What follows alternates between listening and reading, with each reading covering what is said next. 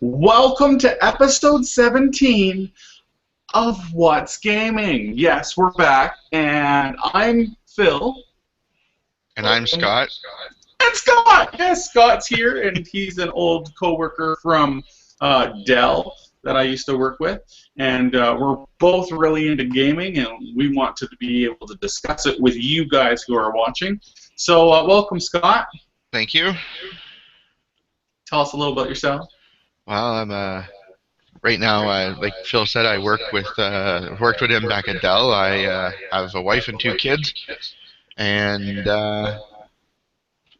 yeah. So now I work for the city of Cornwall, and love gaming. So I'll be on the show probably a little bit.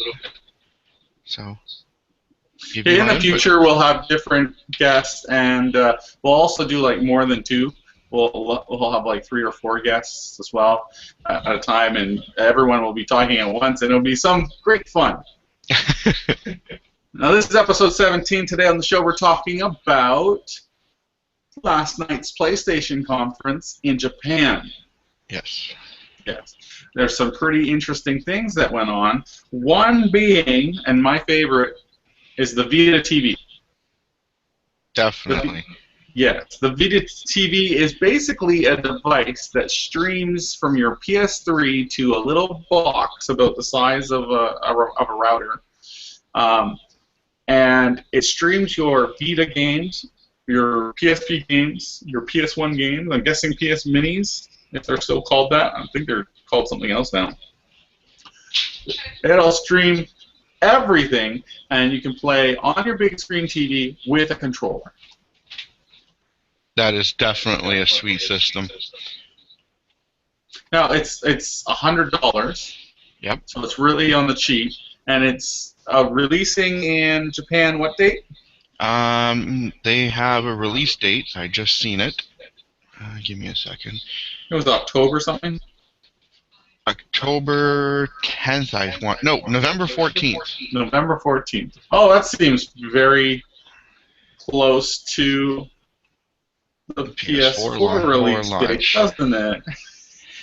What a coincidence! What a coincidence! The odd thing is that, excuse me. The odd thing is that we might not even see it. It might be just for the Japan audience because they're really big on their Vitas, their PSPs. A whole bunch of people have bought these things and bring them everywhere with them, kind of like what you see here with not necessarily the 3DS, but what you saw with the DS, where everyone had one. Mm-hmm.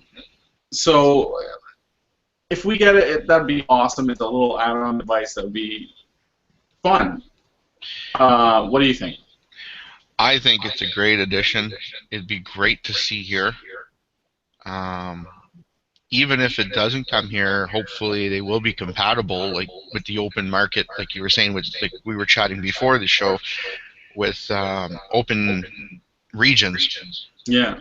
So even if we have the ability to purchase it from Japan, have it imported into Canada, US, that would be a bonus.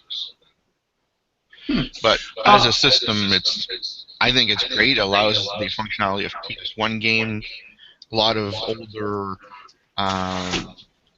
games in general to be able to be played. Like I was saying here, PS1 games they have in mind with other games. They say it will support over 1,300 games when it launches. Yeah, because all it is a thing where it's like it's just streaming anyway. So I think it's pretty much the same hardware as what the Vita has for its what the Vita has. Just put it in the box. There should be no problem with compatibility.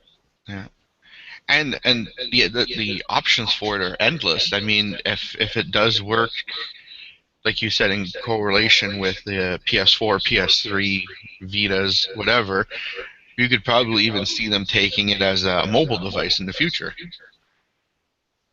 Yeah, I think that would be brilliant if you could take this device and go somewhere and use the memory card if that's all you can use the memory card to load the game that you want to play, and then hook it up to your hotel TV if you're out and about, if you're a big travel person.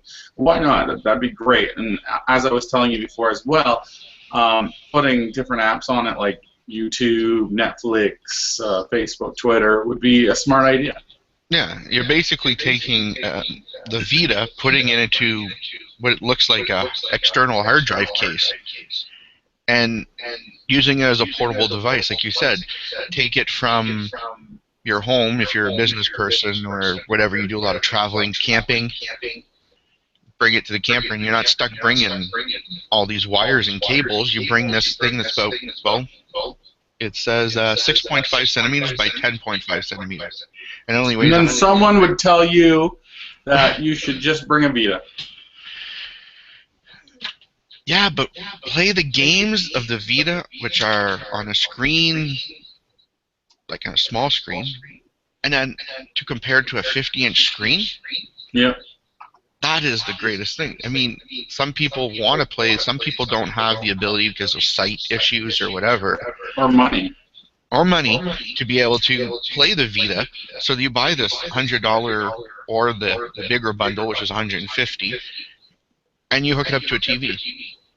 And well, you think of it this way as well. When you're a PS Plus member, you were able to purchase for free all this PSP content, all this Vita content, and if you didn't have a Vita, you only had a PS3, you wouldn't have access to play it. You'd have it on your library, but no access to play it.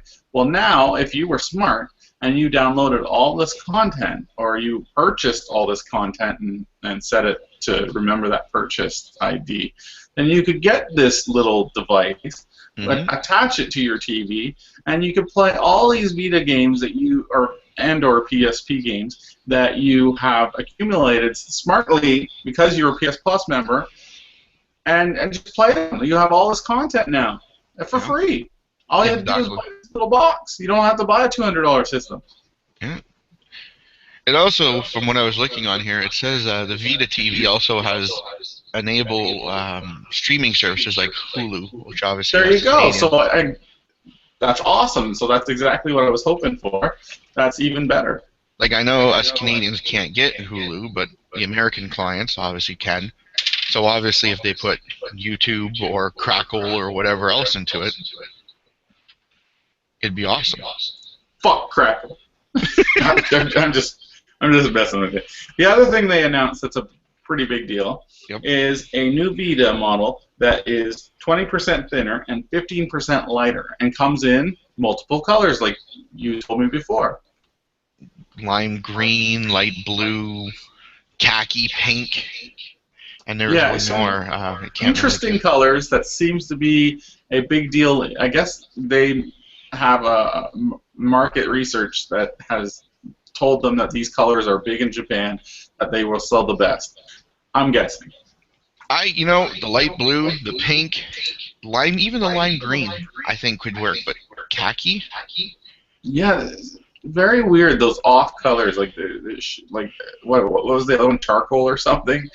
There's like a gray or something. Maybe that's the khaki one. I don't know. The I would just go with the black. I like black. It was black, white, lime green, light blue, pink, and khaki. Yeah. The khaki one's weird, yeah.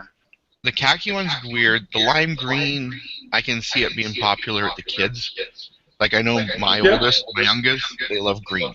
And especially the brighter it is, the better it is. Yeah, if it stands out in your hand and people are looking at you, you can rub it in their faces. Exactly. So yeah, I just like that it's thinner and it doesn't sound like much. It doesn't sound like 20% thinner, 50% lighter is going to be much of a thing. Yeah. But supposedly once you get it in your hand, you notice a big difference. So. And it has the new micro USB slot for backing up and charging. For connecting and everything. Yeah. That's handy. Anything else to go over on the Vita?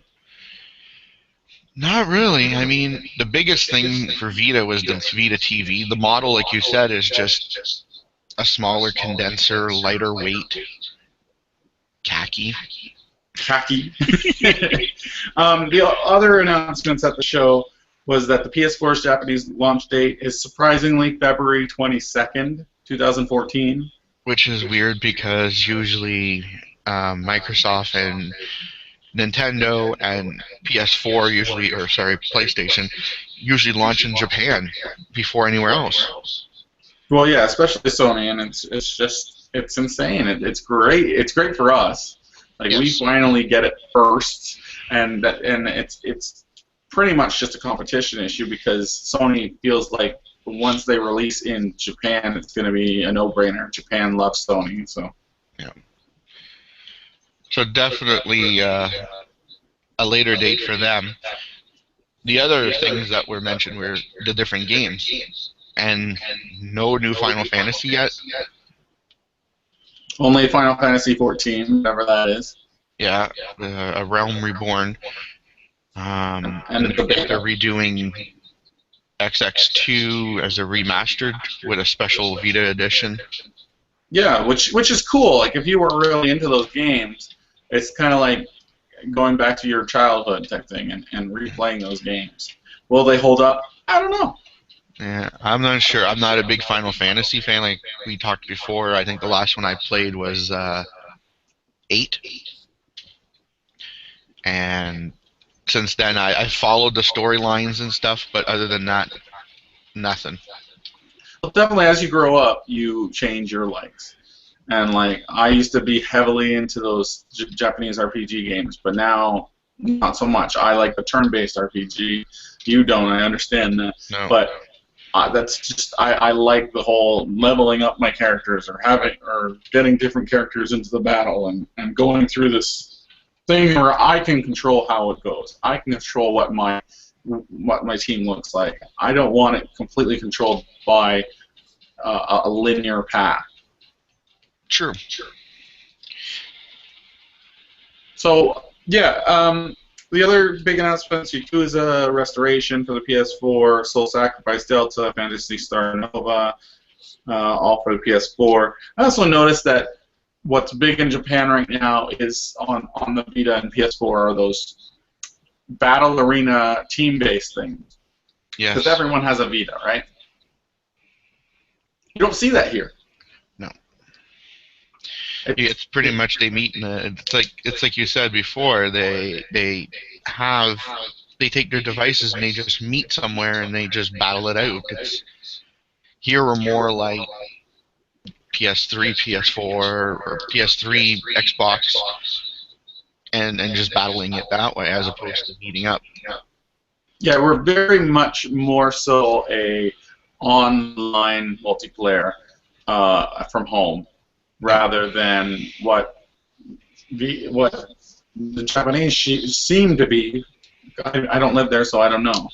But they seem to be go out and connect via their PS4, their Vitas and their PSPs. Yeah. Another thing I noticed is PS4 game, Lily Bagamo. I will pretend to understand what you just said. Yeah, it's something that they just posted on here. I guess it's around the same line of Killer is Dead and the Lollipop Chainsaw series. I'm not too. They don't put too much on here about it, and I guess there wasn't too much about it. Probably a Japan release, but definitely seeing a lot more PS4 titles coming out for launch. Yeah, and it's nice to see all the Vita titles coming out in Japan. At least we could bring them in if we wanted to. Well, like we discussed earlier with the open regions. You could, even if it's not available here, you could, through means of other options, get them. Oh yeah, for sure. So yeah, the big things from that conference, the takeaways, the Vita little box thing, TV, the Vita TV, the new Vita, which is thinner and lighter. I'm guaranteed that's coming here, like eventually. I like the release date seems to be the same as the PS3, so go figure. Yeah, Sorry, it'll be definitely interesting to see what it comes out and and see what it is. Yeah. All right. Well, thanks for being on the show. That's episode 17. We'll be back next week on episode 18, talking about what we're currently playing in our lives. Definitely. In gaming. All right. See you later, Scott. Take care.